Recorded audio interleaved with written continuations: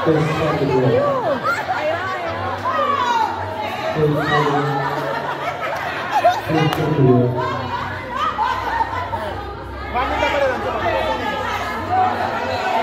Tes kedua. Orang mau bahasa Inggris, orang mau bahasa Inggris. Dorang nggak boleh bahasa Inggris, nggak tahu bicara dorang. Dorang cuma nggak tahu bicara, kan dorang bisa mengerti. Tes kedua.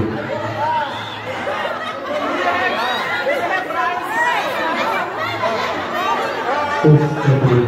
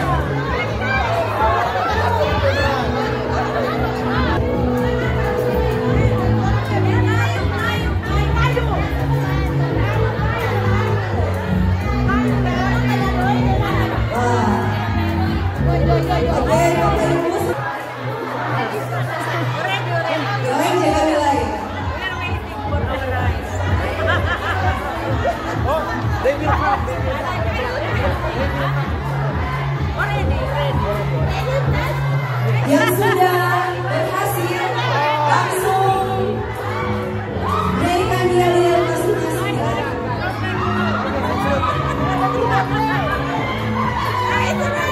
Yang sudah selesai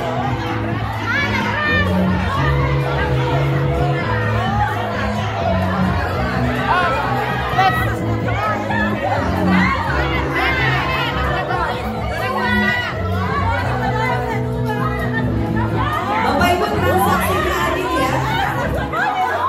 Harus adil.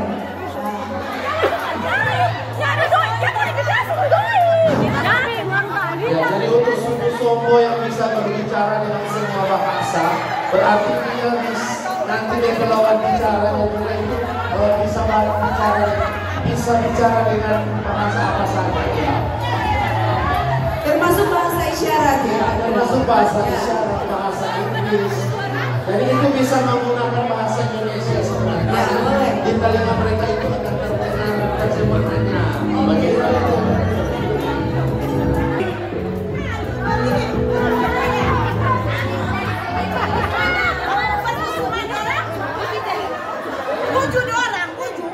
Dua lagi. Ada yang sudah berhasil. Orang nggak bisa.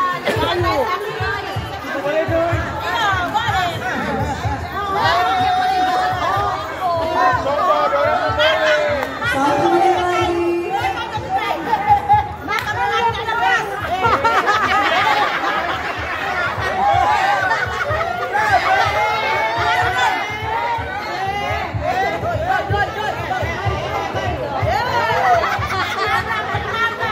Perhatikan waktu Bapak Ibu, tinggal 1 menit lagi.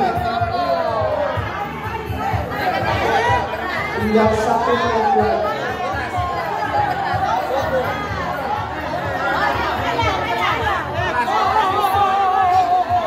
Jadi sekali lagi untuk suku Sombo yang bisa berbicara semua bahasa, dia bisa mengerti semua bahasa, bisa berkomunikasi dengan suku Sombo. Tinggal 1 menit. Jangan. Oke, ada yang sudah.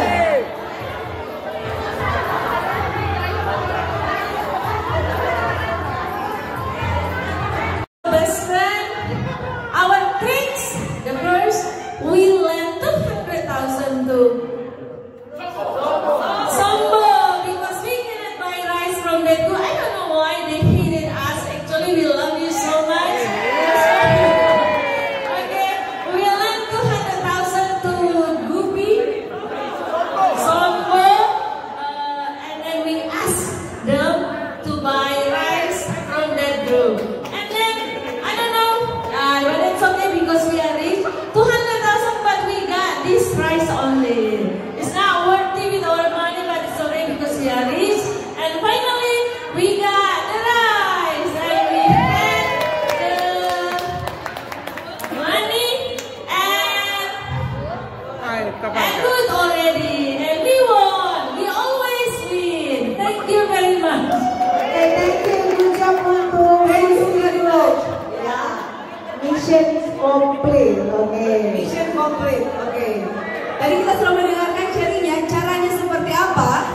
negosiasinya? Ada paksa-paksaan?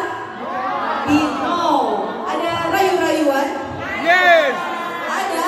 Yes. Yang mudah dirayu yang mana ya?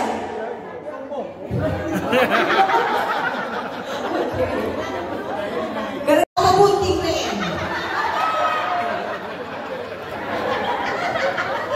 Yaku bahasa daerah toh? Bahasa Tonteboan, Minahasa. Yaku tumeles. Tumeles.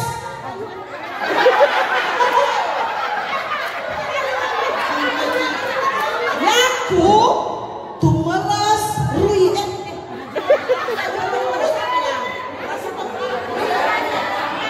Mir. Yaku Yaku Mirangker Riir ang sombong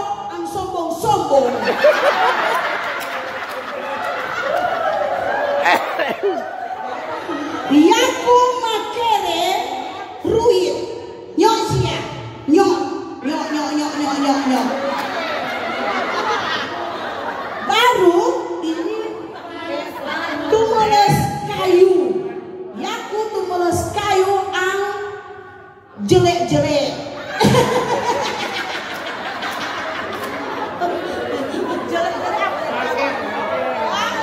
Mawangke beras. Copse. Yaku makere kayu. Asia jelek-jelek. Nyok yaku ya. 3. Telu. Asa ruah telu. Wo. Telu. Awal. Makere wayang. Makere wayang. Baik, terima kasih. Terlalu menara. Iya. Yang tidak berarti cukup menyimak. Oke. Karena SLB, jadi ada bisa cinta.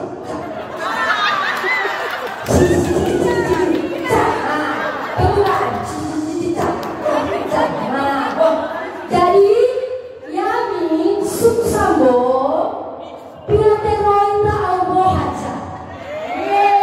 Dalam lagi.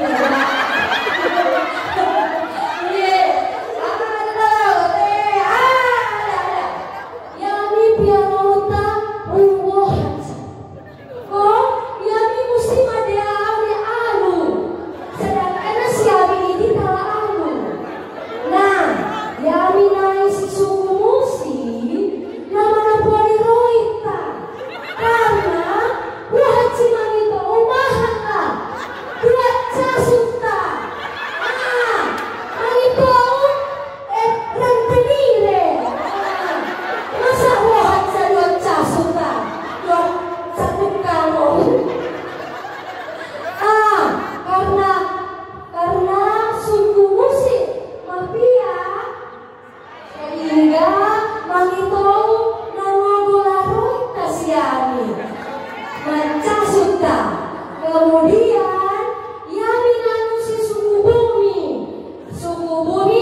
nana oroi tiane bohaca kala nyogola Yami tak tahu apa pencuri orang tidak kasih beras berarti mencuri orang peduli. Suku bumi yang minangogolaroita karena wahaca.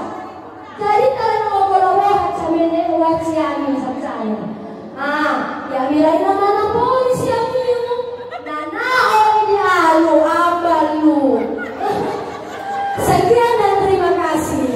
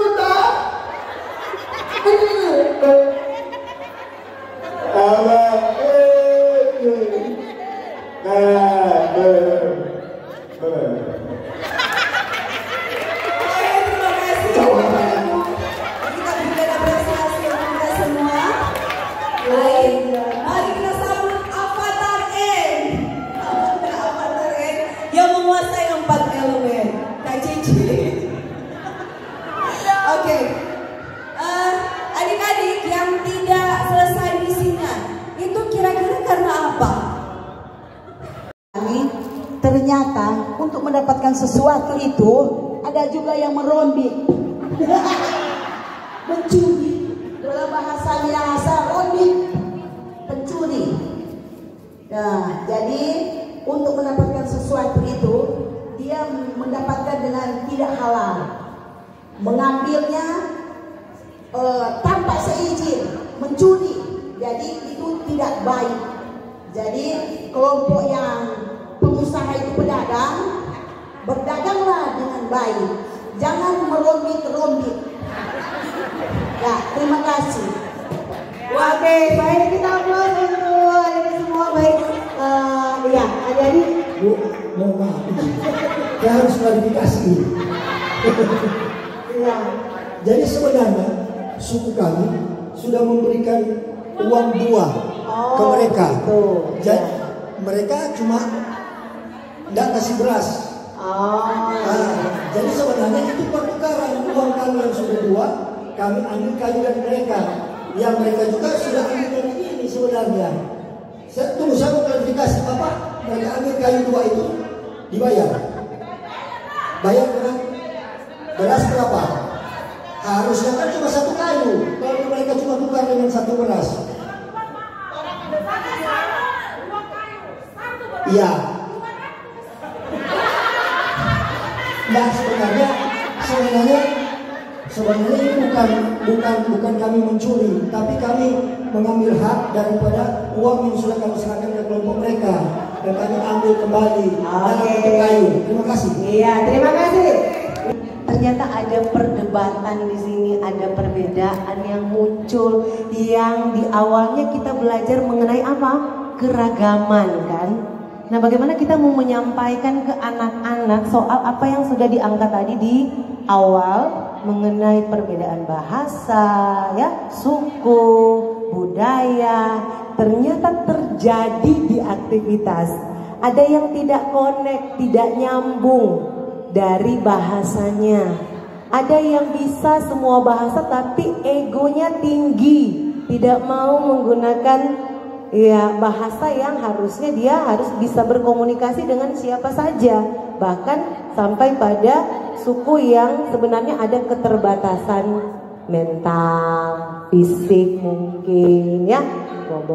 Maksudnya saya menyimpulkan saja ya Bapak Ibu, agar supaya kita tidak berlama-lama. Yang penting alurnya seperti ini. Melalui games, aktivitas, ternyata ada pembelajaran di situ. Bisa kita kaji melalui tahapan R-nya, yaitu refleksi. Jadi alurnya Bapak Ibu jangan monoton. Beginilah pembelajaran P5 yang seharusnya menyenangkan. Tanpa disadari oleh anak, ternyata mereka ketika berkegiatan itu sementara belajar.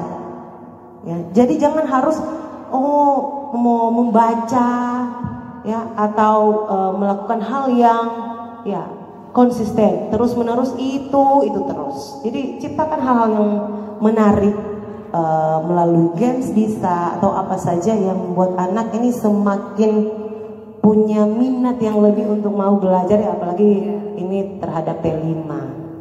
Dan tadi ya Kak Ci, ya tema kita kan ini tentang Bhinneka Tunggal Ika. Dan yang proyek diangkat ini ya negeri yang penuh harmoni. Bapak Ibu bisa memberikan refleksi yang mendalam kepada peserta didik dengan melihat karakteristik tadi. Mengapa kadang kita tidak bisa hidup harmonis? Nah, di angkat pertama, salah satunya adalah keterbatasan komunikasi. Tapi baiknya ini muncul dari peserta didik. Nah, sehingga menjadi relevan mengapa kita belajar bahasa Inggris atau bahasa yang lain, bahkan bahasa isyarat ternyata perlu untuk sebuah harmonisasi.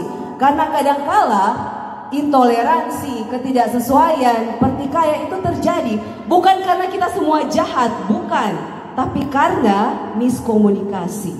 Itu diangkat untuk peserta didik kita, salah satunya.